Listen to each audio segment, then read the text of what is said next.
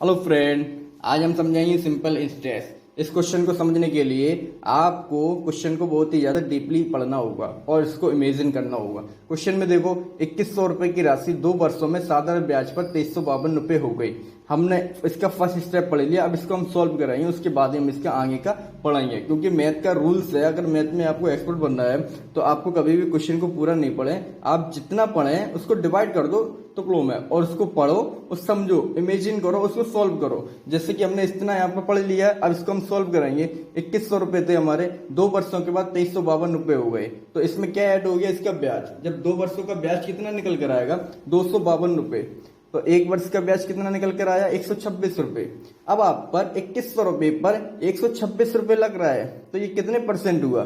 तो इसके लिए हम क्या करेंगे, 2100 बराबर हमारा, क्योंकि ब्याज किस पर लगा? 2100 पर, इसलिए 2100 कितना हो जाएगा आपका? 100%।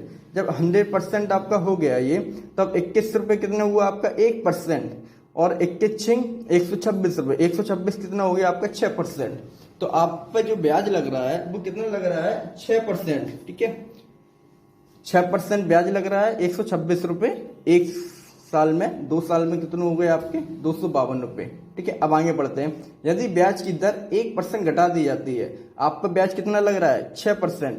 अगर आप एक बार में ही पूरा क्वेश्चन पढ़ लेते हो, आप कंफ्यूजन हो जाते। हमने इतना इसको पढ़ा, सॉल्व कर लिया इतना, अब आगे हम पढ़ रहे हैं, इसको भी सॉल्व कराएंगे। यदि ब्याज की दर 1% घटा दी जाती है, अब आप बताओ 6% की दर थी, 1% घटाने में कितनी रह जाएगी? 5%। तो 1% आप कर दो, घटा दो, 1% की दर कम, तब दर बराबर 5%। ठीक है, इतना हमने पढ़ा, इसको सॉल्व कर लिया। अब आगे पढ़ते हैं। तब नया ब्याज क्या है? अब ये पूछ रहे हैं कि जो 1% घटा दिया आपने, 5%, अब इस पे आपको ब्याज पूछे, 5% ब्याज लग रहा है, तो हम 5% इजिली निकाल सकते हैं। क्योंकि 100% कितना है आपका? 2100 रुपए। ठीक है, 1% कितना है आपका? 21 रुपए। 5% कितना हो जाएगा आपका? 105 रुपए। ठीक है, अब यहाँ पर ये पूछे तब नया ब्याज क्या होगा? वह टाइमिंग कितनी दे रखी है आपके? 2 वर्षों में। ठीक है, 2 वर्ष ये दे रखा था, आपने 2 वर्ष पूछ रहा है, इसलिए 1 वर्ष में 5%, 2 वर्ष में कितना हो जाएगा आपका? 10%।